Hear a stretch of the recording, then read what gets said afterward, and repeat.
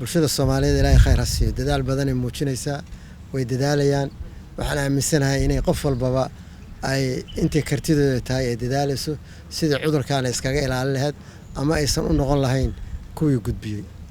marka laakiin wali waxa la yaabana wali baawurkan break lahayn waa socdaa oo covid wada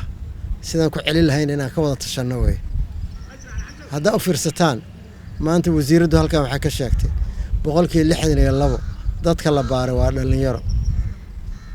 hada dhalinyaro 62 intii la baaray haday ay tahay 62 dadka meesha yaala oo jiran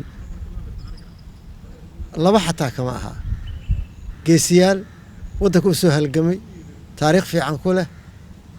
wax tar badan aha nooc rabaan ba nolosha uga jireen ama ganacsata ahaado ama majaalo kale ha ku jiro ama wuxuu rabo ha noqdee ayaa maanta meesha yaala oo dad waayeela oo 50 60 70 80 isku jira hada dhalinyarada baaritaankeena ayada u badan waxa taas cadeynaysaa inay calaamado isku arkeen oo marka ama hadii kale nin saaxiib ahaayeen intuu tago isbaar cudurkii laga helay waasna shaki ku jiro isleeyahay isbaar ama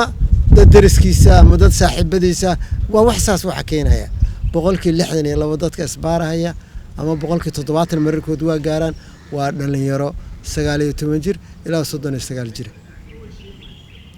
cudurka dadka la bukaana waa dadku waayeelka ah bal isku xira idinku inta fikirtaan isku xira ninka ogol marka inuu waalidkiis uu maanta cudur u geeyo ma jiro laakiin waxa uu jira adoon ogeyn ayaad cudurkii gudbinaysaa sida daraadeed aan isku soo aan gadaal u laabto oo ku laabto hal ku dhigi ahaa isbadbaadi oo badbaadi waalidka waa qodobka ha noqon dilaaga daahsoon marka maxaa ka wada waxa halkaas macnaheedu ay tahay waraadu iska badbaado cudurka inaan la kulanto maxaa sameynaysaa maskiga gasho dadka ka durug afkaaga iyo indhahaaga iyo sakaaga faraha gelin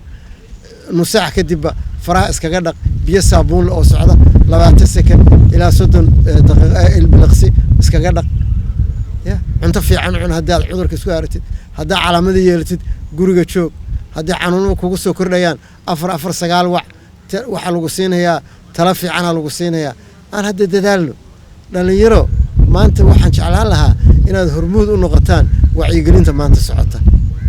cudurkan waa cudur idin badan waa cudur idinka la kulmaya waa cudur aan jeclaan lahaa inaad dhammaantiin inta gacanta isku qabsataan dhalinyaro aad imaale meesha aanu hadda aan ka hadlayo nin dhalinyaro inuu yimaadaan ka jeclaan lahaa oo ninka dhalinyarada ah uu dhalinyaro la hadlo oo maanta wacyigelinta magaalada ka socota iyo gobolada ka socota inay hormuud u noqdaan dhalinyaradu ayagii inay is noqdaan dadka wada hadlayay ku isbaraarujinay ku tilmaamaha fiican siinay aad u jeclaan lahaa arrinkaas marka waxay keenaysaa inay dhalinyaradu fahmaan in cudurku yahay cudur ayagu horta ilaahay wuxuu noogu gargaaray adduunka markaan barbar dhigno Soomaaliya maanta waxa u badani waa dhalinyaro laakiin adduunkii kale oo horumaray haddaan ka soo qaado Talyaaniga oo kale haddaan ka soo qaado Spain haddaan ka soo qaado Mareykanka waa dad waayeela dadka u tirada badan leh arrinkaas marka keenay anaga marka nin professor xisaab inta isku dhuftay oo fiican oo calculation fiican si wuxuu soo saaray in dadkeena waayeelka ah oo khatarta ugu jira cudurkan ay gaari karaan ilaa 90,000 war Ilaahay baa idinku dhaarshay Soomaaliya 90,000 oo waayeel ma naga go'an oo dadkii wadankan taariikhdiisa soo dhidibada u soo aasay ay ka buuxaan dad ganacsatada waaweyn ay ka buuxaan dad siyaasiyiin oo awalna siyaasi ahaa haddana siyaasiyiin ah oo wadankan waxtar badan u soo sameeyay oo siyaasadiisa ka shaqeeyay ay ku jiraan suurtagal maaha waa inaan maanta gacanta isku qabsano 90,000 oo la qiyaasay inuu nooga dhacay inaan daafacno waay dhalinyaro mas'uuliyadda leedahay qaado dhalinyaro